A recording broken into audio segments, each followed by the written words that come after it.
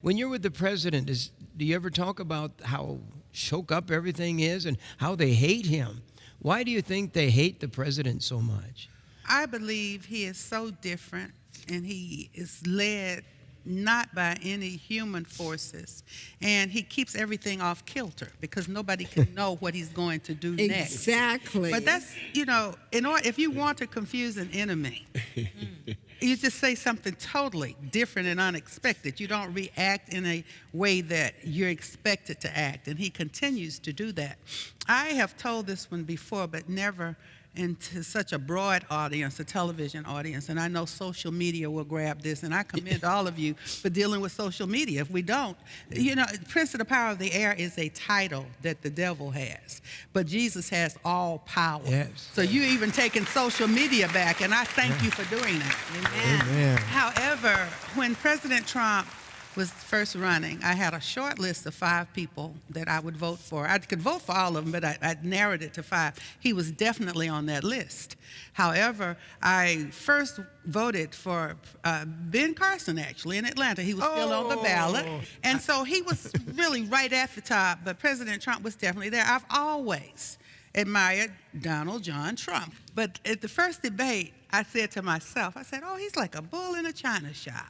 And I heard the Spirit of the living God say, bulls are beautiful, magnificent creatures, and China is very fragile. And I laughed, and I said, that's right, And so but he is so uncanny how he will give an answer that nobody expects. Exactly. But you can tell he's very thoughtful, because when he explained this most recent process, as I've said before, it was the 6 steps of nonviolent conflict resolution.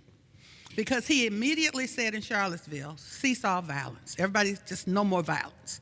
And so step 1 in the 6 steps of nonviolent conflict resolution, which is part of the King family legacy, is credited to Dr. Martin Luther King Jr., but it was a whole era where it was practiced. Get your facts. Not fake news, get your facts. After you get your facts, educate the public. Examine your own heart. Where are you? And then you negotiate. If the negotiations fail, then you have peaceful, nonviolent action, and then you reconcile. That's exactly what President Donald John Trump did. Yeah. And I said, my God, he's a thoughtful man. He's reasoning this out. When he gave the talk about the war, and he says, you can't just rush in there and pull everything out and leave a vacuum for evil to fill. So you could tell he was thinking. And so I commend him for that. He's a leader, in my opinion, and I really do. I commend him. Amen. Amen. Now, A niece of Martin Luther King Jr. Yes, and Speaking out in behalf of this Republican president. yes. You're really involved with this presidency. I never expected it to be. I didn't expect it, but it was so amazing that even during the last part of the election, I just began to observe and to blog and to go on television and talk about what he was doing. I was at the inauguration just in the crowd. But the very next day, when he had the ceremony at the cathedral in D.C., right after he was elected, I was on the front row. I had a front row seat. Yes. And he came by and he shook hands. His wife was with him, his children. Yes. I was so touched by that.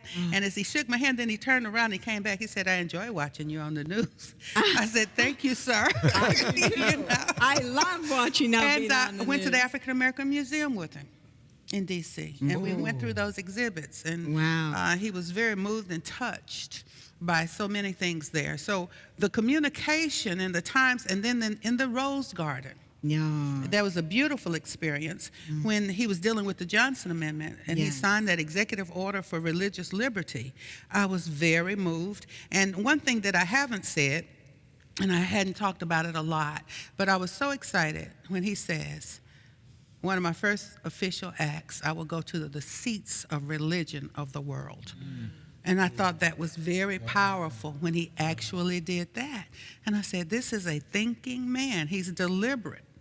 Nothing is off the cuff. It may seem like it, because he doesn't tell. He keeps things close to himself, and that's smart sometimes. Yeah, very smart. But it just moved my heart to watch his progress. Everything that he's been promising, and on racism. And I really hope you weigh in on this at some point. Every time he's asked, "What are you going to do about racism?" he basically says, "Make sure everyone has a job. Make sure everyone has a living.